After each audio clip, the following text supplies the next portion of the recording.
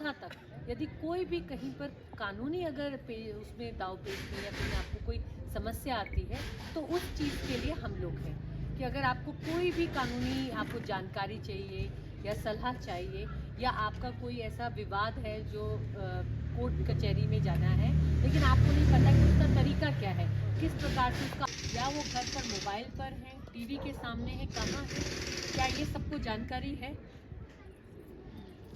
ये जानकारी नहीं है आजकल। बहुत बड़ी समस्या आ रही है हमारे सामने। सबसे ज़्यादा केसेस यही आ रहे हैं कि बच्चे जो टीन एज कहते हैं हम, 13 साल से 19 साल की उम्र वाले जो बच्चे हैं, वो ऐसे ऐसे अपराधों में संलिप्त हो रहे हैं जिनका जो, अगर हम सज़ा देखें या ऐसा सोचें कि अगर वो एक बार जेल चले जाते हैं या उनके नाम पर मुकदमा हो जाता है, तो भविष्य खराब होने वाली बात हो जाती है। लेकिन वो क्यों हो रहे हैं? क्योंकि कहीं ना कहीं हमारी जो नज़र है वो उन पर से हट चुकी है, और अगर हम नज़र रखना भी चाहें तो वो आगे से हमारे साथ जिरह करते हैं, कुछ वाद विवाद वाली स्थिति उत्पन्न हो जाती है। अगर होती भी है तो निसंकोच उन्हें डांटिए, क्योंकि यही टाइम है प्यार और डांट दोनों से काम लेना होगा।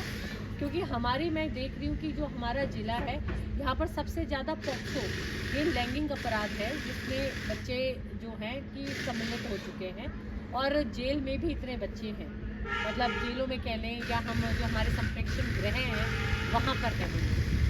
तो ऐसा नहीं होना चाहिए। तो कहीं ना कहीं जो हमारा संवाद उनसे खत्म हो रहा है। जैसे बच्चों के साथ कुछ अन्याय तो नहीं, कोई ऐसा तो नहीं है कि विभाग में आपका निःशुल्क कार्य होना है और आपको उस चीज़ की फीस ली जा रही है, तो वो उसके लिए आवाज़ उठाना पड़ता है। भी अगर फ़ोन चला लेते हैं, स्मार्टफोन होते हैं बच्चों के पास, तो क्या क्या कानूनी सेवाएं, ये सब आपको उस फोन के माध्यम से मिल जाती हैं। ज़रूरी नहीं है कि आपको गोपेश्वर में हेडक्वार्टर तक आना है, आप यहाँ से भी ऑनलाइन आवेदन कर सकते हैं। बट वो आवेदन तभी होगा जब आपको इसके बारे में पता होगा। तो जैसे ये हम लोगों ने ये पोस्टर भी बनाया, तो इसमें हमारी जो ऐप्स हैं, और बहू के साथ उनका कुछ पारिवारिक मतभेद था, तो वो उसके लिए वो हमारे पास आए। अब हम लोगों ने उन्हें बिठाया और आपसी सामंजस्य से उनसे बातचीत की गई, और उनका जो भी विवाद था वो सुलझाया गया।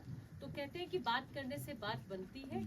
हमारा उद्देश्य यही है कि कचहरी में, क्योंकि कई बार सालों साल निःशुल्क जब हम कॉल करेंगे तो कॉल करने पे हमको निःशुल्क जो बात होगी हमारी पूरी टोल फ्री नंबर आपको जानकारी, कॉल वो तो फ्री होगा, लेकिन जो बात हम कहेंगे उस बात पे वहाँ नोट होगा कि खाली माने वो खाली मौखिक होगा। नहीं, एक्चुअली क्या होता है कि जैसे सपोज कोई अनपढ़ व्यक्ति है, जी।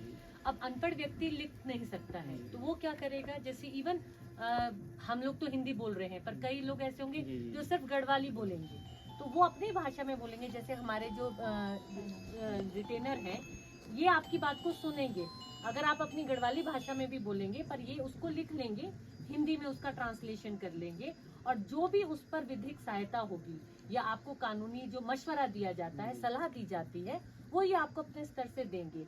यदि उसमें वो आपको बताएंगे कि ये कोई अपराध की श्रेणी में आ रहा है, तो वो ये भी बताएंगे कि ये जो आपका बातचीत से पता चल रहा है कि इसमें कोई अपराध हुआ है और इसके लिए ये कार्रवाई की जा सकती है, या इस न्यायालय में आवेदन। इतना अच्छा पैन इंडिया जो कैंपेन चल रहा है, उसके तहत आप सारे लोगों को खुद जा कर के फील कर रहे हैं आप, और मैं आप सभी बहनों माताओं का भी धन्यवाद करती हूँ। इतने शॉर्ट पीरियड में आप लोगों ने सूचना आप लोगों को मिली और आप तुरंत से ही आ गए यहाँ पे सहयोग करने के लिए, इसके लिए आपका बहुत बहुत शुक्रिया।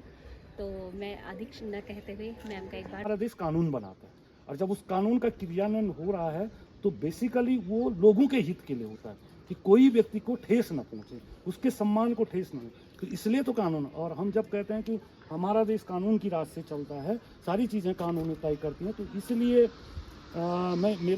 मेरा ये कहने का मतलब है कि प्रत्येक व्यक्ति को, संविधान ये मानता है कि प्रत्येक व्यक्ति को कानूनी जानकारी होना बहुत आवश्यक है। आप जय दी, तो मैं अनुरोध करूँगा, आपने काफ़ी सहयोग किया। अब तो